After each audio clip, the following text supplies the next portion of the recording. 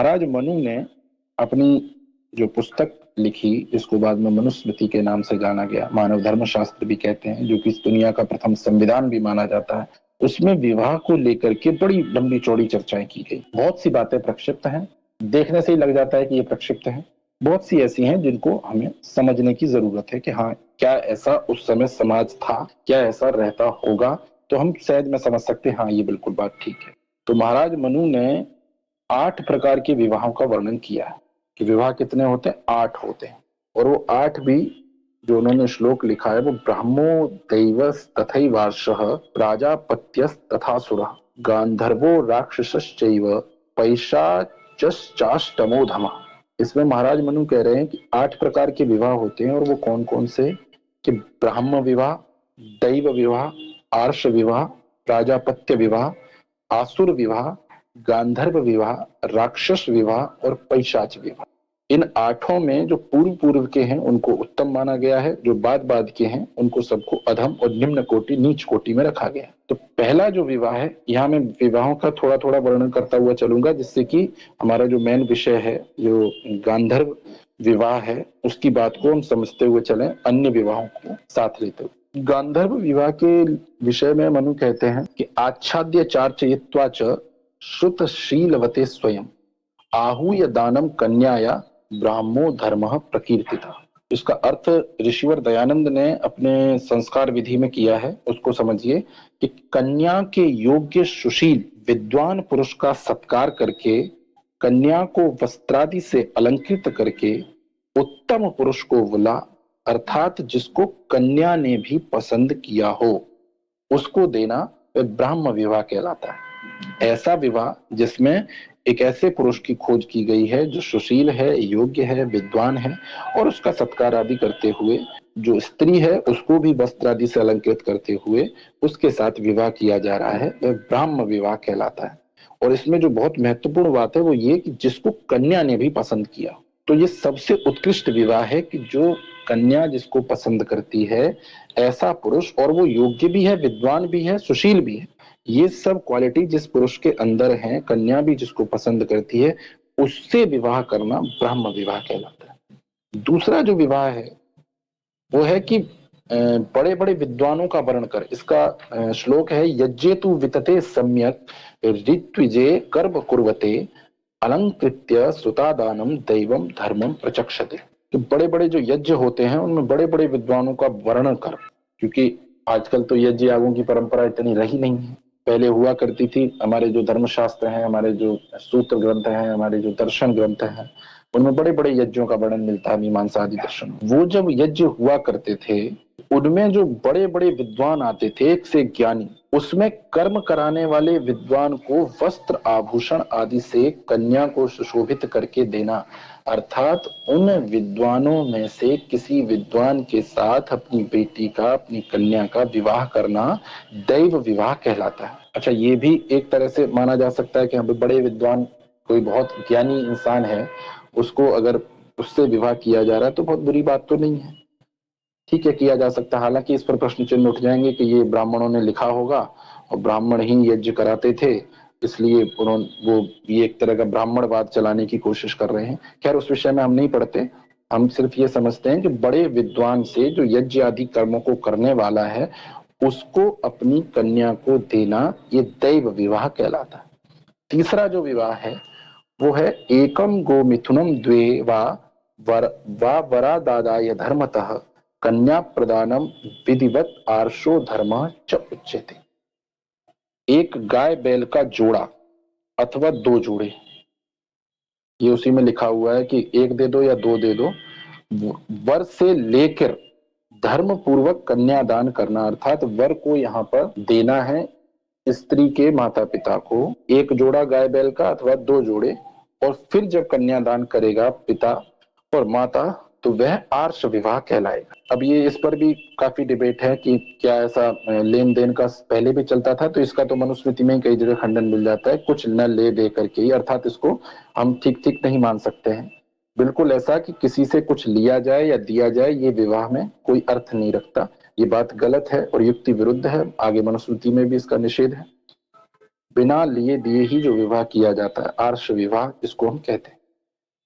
चौथा विवाह जो है वो है सहनौ चरताम धर्ममिति वाचानुभाष्य च कन्या प्रदानम अभ्यर्च्य प्राजापत्यो विधि स्मृता।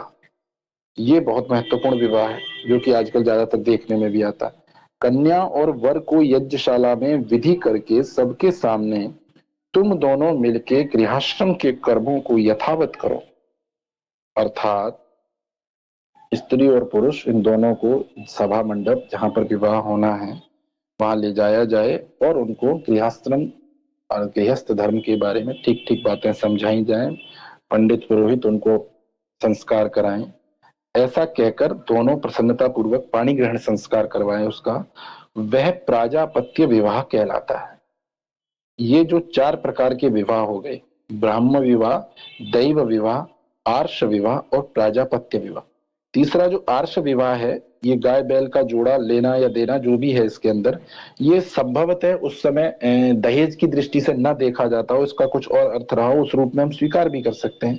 तो 4 विवाह ये ठीक माने जाते हैं, सही माने जाते थे उस समय। पांचवा था, उसका नाम था असुर विवाह। इसका था कि जातिभ्यो द्रविणम दत्वा कन्यायै चैव शक्तितः कन्या प्रदानम विधिवत असुरो धर्म उच्यते। वर की जाति वालों और कन्या को यथाशक्ति धन देकर होम आदि विधि कर कन्या देना आसुर विवाह कहलाता है। यानी कन्या को जितना धन चाहिए उतना धन देना और वर की जाति वालों को धन देना, ये जाति, ये जो दहेज प्रथा का सीधा सीधा यहाँ वर्णन मिल रहा है कि वर के लोगों, वर के जो माता पिता हैं या उसके जाति वाले हैं उनको धन देना, कन्या को धन देना और विधि पूर्वक कन्यादान करना, ये आसुर विवाह के अंतर्गत आता है जो कि निकृष्ट है, इसको अच्छा नहीं माना गया। छठा विवाह है इच्छया अन्योन्य संयोग कन्यायाश्च वरस्य च गांधर्वः सतु विज्ञेयो मैथुन्यः काम संभव। ये जो आज का हमारा प्रकरण भी है कि दोनों की इच्छा से, स्त्री की भी और पुरुष की भी, दोनों का संयोग होना, दोनों मिले हैं और अपनी इच्छा से मिले हैं और अपने मन में मान लेना कि हम दोनों स्त्री पुरुष हैं। ऐसा होता है जब स्त्री पुरुष आपस में मिलते हैं, दोनों के बीच में विवाह का संबंध नहीं है और एक दूसरे के प्रति काम वासना से वशीभूत होकर के वो शारीरिक संबंध बनाते हैं, ऐसा संसार में देखने में आता है। और ये मान लेते हैं कि हम स्त्री पुरुष हैं, अर्थात हम पति पत्नी जैसे हैं, क्योंकि पति पत्नी के बीच में ही शारीरिक संबंध होते हैं।